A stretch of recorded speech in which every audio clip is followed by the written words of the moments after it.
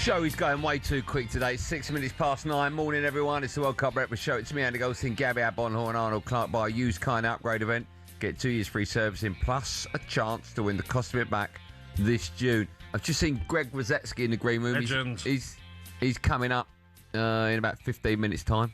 So I'm looking forward to that. I'm watching him as a kid. World number 4 he got to. World number 4 is unbelievable. Yes, agreed. Greg, I haven't seen him for years. Very excited about that. Back to the world of football in the World Cup. Results in full in case you've thought, how did Belgium get on? They drew 0-0 against Iran. 2 successive draws for Belgium now.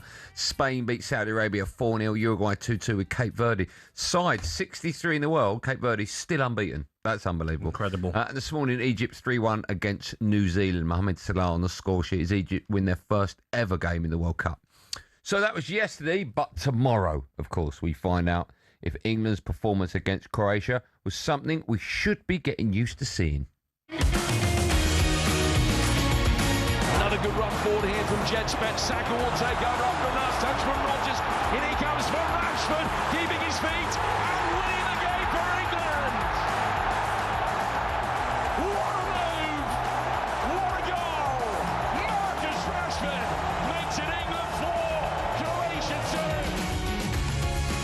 That 4-2 win over Croatia definitely seemed to get the nation's juices flowing, and we'll find out tomorrow live on talkSPORT if England deliver something similar against Ghana. Were you surprised by his inclusion in the squad? Not necessarily starting lineup, but when you heard the squad was announced and Jed Spence was in it, and there were other players. Do you know why I don't? That weren't. You know why I would have had him in it? Because if you look at his performances last season, there's not many players that have got past Jed Spence 1v1. Yeah.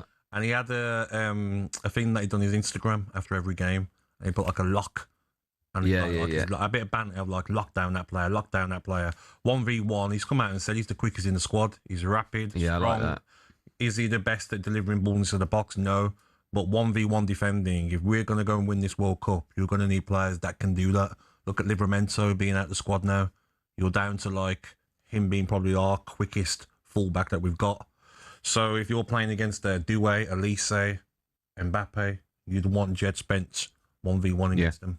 I'm told that someone has found the button which has unmute written on it. So press it again, unmute, and then press play. Great manager, and he wants the best from his players. And, he demands high standards. And, for this tournament, we need to be ready. We need to be on it. So I think every session needs to be of the highest quality. And that's what he demands. And it's good. When you hear that, Yeah. and obviously you're in front of all of us as well, what does it make you immediately do? Oh, God, I didn't think I was on it. What's the feeling? No feeling, really. I wouldn't be the only one he says it to. It's everyone else, So it's no feeling. It's just a part of the game.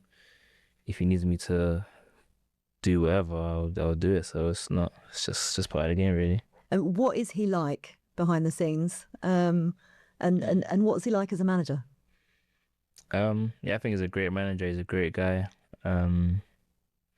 Very, very detailed in what he wants to do, and I think the boys really love him and have a great respect for him. Do you think Spurs are under pressure keeping him? Oh, no. Why? I don't think so. Why not? Because weirdly, a team that finished 17th in 2 seasons in a row can go and spend what they like because there's stupid rules, but other teams can't.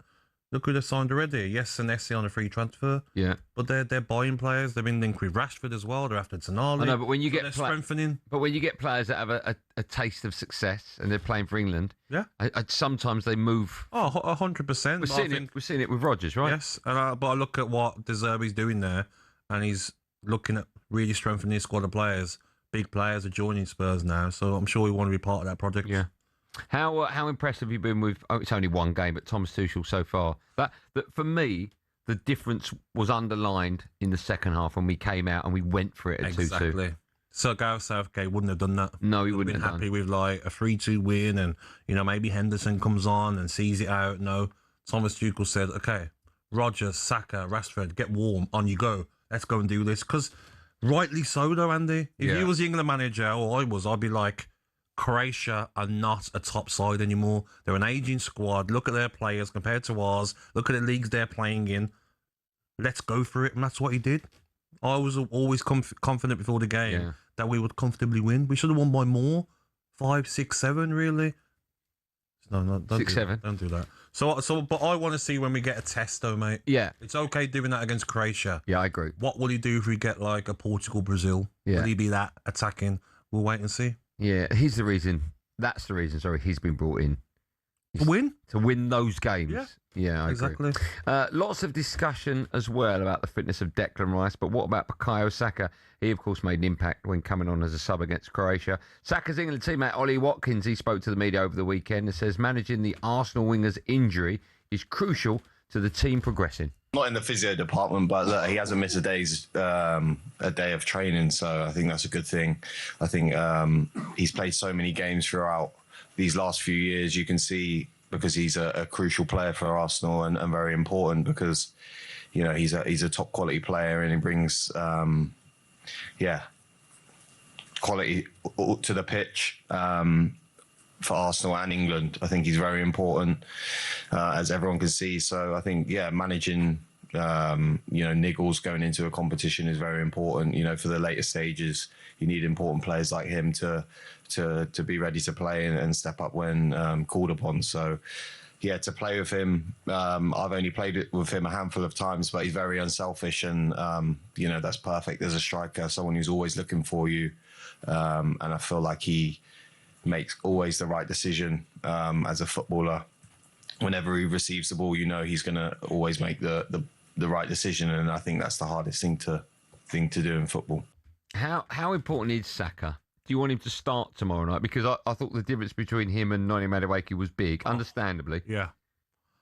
It's difficult, isn't it? Because he has come out and said that he's fine to start, but it's about the injury. An Achilles injury you have to be careful with. I would start him tomorrow, and then why can't you bring him off at half-time like Spain did with Lamine Yamal? Yeah. I think when he come on, he showed. Madueke, listen, a very good player. When he gets into certain positions, it's the wrong pass or it's the wrong shot, and he smashes at shots. But that same positions, that Saka's more likely to score, to make the right pass.